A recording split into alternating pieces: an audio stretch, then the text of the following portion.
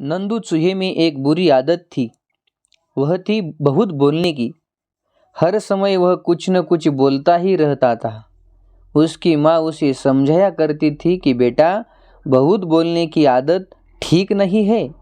व्यर्थ बोलने में बहुत सी शक्ति खर्च होती है। काम की बात ही बोलो। पर नंदू था कि मानता ही न था। धीरे धीरे नंदू में चुगलखोरी की आदत भी आ गई। वह इधर की उधर लगाने लगा, झूठ भी बोलने लगा। वह झूठ बोलकर चुगलखोरी करके दूसरों में लड़ाई भी करने लगा। ऐसा करने में उसे मजा आने लगा। नंदू रोज ही कुछ न कुछ शरारत करने लगा। एक दिन उसने देखा कि मीतू बतख अपनी चोंच में खाना दबाए चली आ रही है। मीतू यह खाना अपने बच्चों के लिए ले जा रही थी। खाना देखकर नंदू को भी भूख लगने लगी।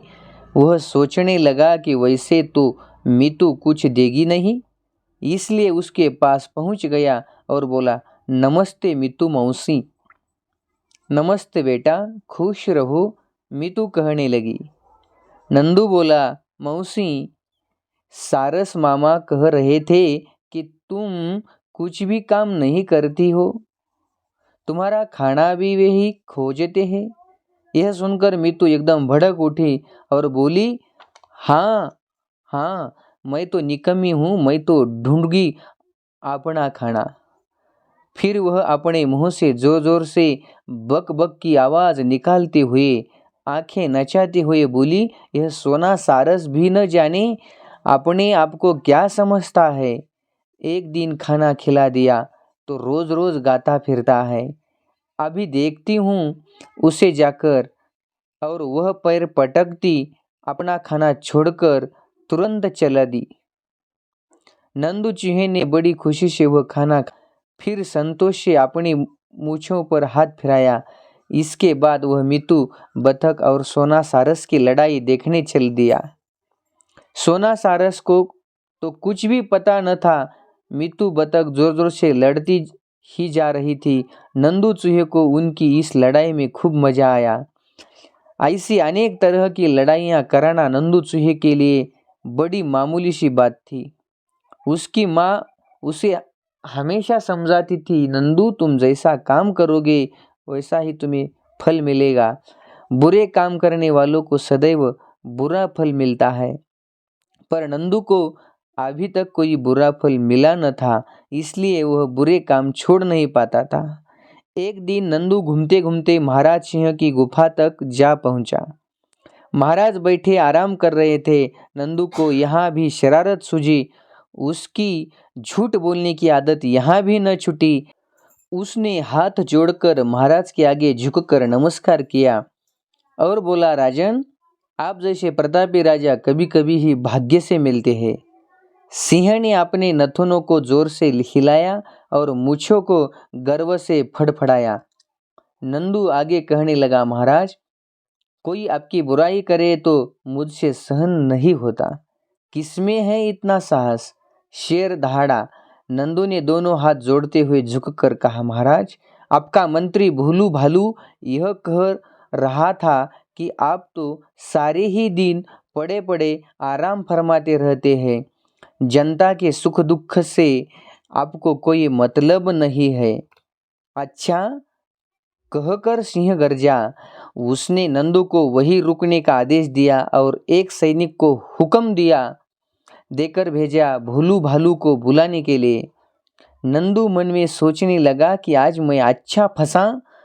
उसने तो सोचा था कि सिंह को भड़काकर वह तो चला जाएगा, पीछे सिंह और भालू दोनों आपस में लड़ते रहेंगे, पर सिंह ने तो उसे यहीं पर बैठने का आदेश दे दिया था।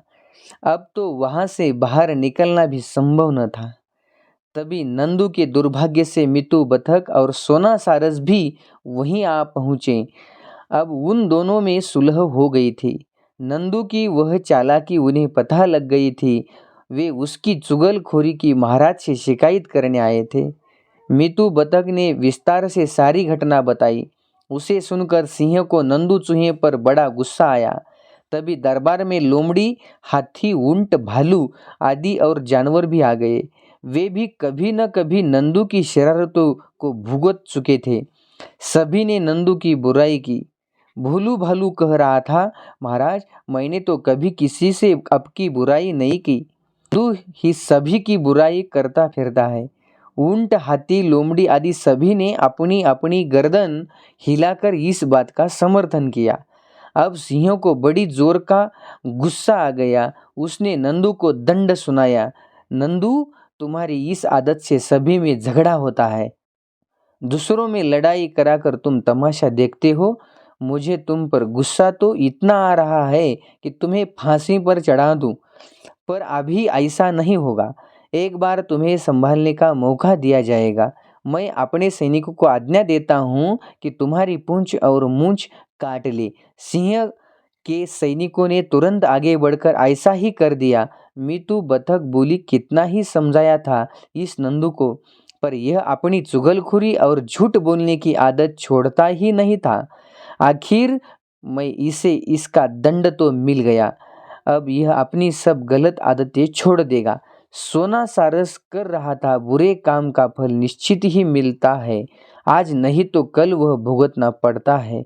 न तो कोई प्राणी किसी का बुरा सोचे और न किसी का बुरा करे, हमेशा सबका भला सोचे और भला करे।